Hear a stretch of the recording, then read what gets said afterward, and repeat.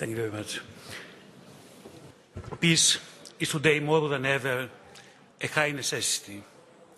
Only with a peaceful environment can a country's citizens plan their future, ensure their right to freedom, education, culture, respect, and the development of humanitarian ideals. Peace may be ensured through the respect of international law and international legitimacy, through the consolidation of cooperation between the people and through the fight against fanaticism and intolerance through education. Ensuring social peace is the first step. Much can and should be done in order for everyone to have the right to a quality of life that will ensure health and well-being for them and their families. In particular, and taking into account the draft resolutions which will be discussed and voted on, ensuring human rights starts with protecting the most vulnerable groups of the population, especially the children. All states need to abide by the directives for the protection of vulnerable groups. The members of Parliament need to make sure that all necessary measures will be taken which will ensure a stable and secure life for all, with the protection of their civil, political, financial, social and cultural rights. It is important for all children, boys and girls, to be able to complete a fully primary school education so that when they grow up, they become responsible citizens who will contribute in turn to the progress of their country. Another sector which contributes to the consolidation of democracy is the promotion of gender equality and the strengthening of the role of women and young people. It is important to strengthen the participation of women in public affairs in order for them to play a central role at the level of local governments. At the same time, it is important to conduct national campaigns for the elimination of violence against women and children.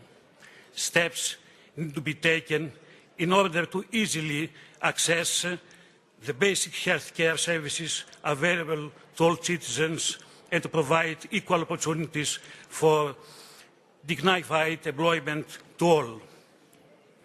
In the framework of global welfare, it is imperative for all countries to cooperate in order to attain growth that is resistant to dangers, with the further aim to create a better future for all, where disasters will have minimum impact on people and the economy, with the establishment of safer and more resistant communities through growth models that will provide the greatest possible awareness on issues of disaster risks. Evaluating disaster risk is a prerequisite for designing a sustainable development model. Ongoing cooperation with local authorities and the citizens is necessary. For the citizens to enjoy their fundamental rights, environmental sustainability needs to be ensured. The principles of sustainable growth need to be integrated into policies. The loss of environmental resources needs to be counteracted, with the loss of biodiversity needs to be reduced.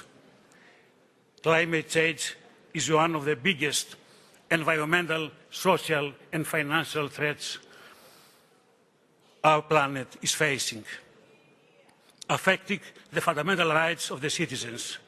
Due to climate change, there is a constant rise of climate refugees and population movements. The scientific announcements of the Intergovernmental Panel on Climate Change confirm that the climate is changing and that this is due to a great extent to human activities. This change entails serious risks and has already affected the environment, while the situation may get out of hand and become irreversible. If drastic measures are not taken to reduce greenhouse gas emissions worldwide. To attain this objective, a global effort is being made with the adoption of the Kyoto Protocol. It is crucial for all countries to commit to ensuring climate safety for future generations. It is also important to recognise that all countries have the right to equal access to sustainable development.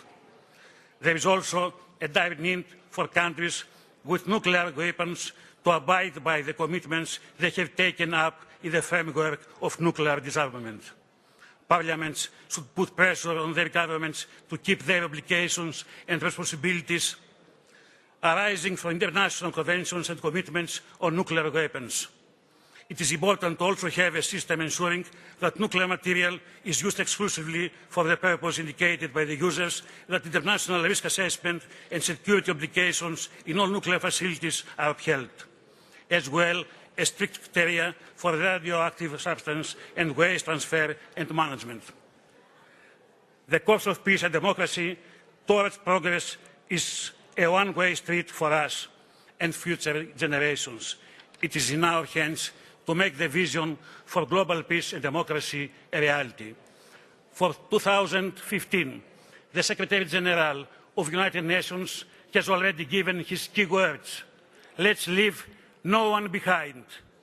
Let's all march ahead for a prosperous global shared society of equal citizens. Thank you very much for your attention.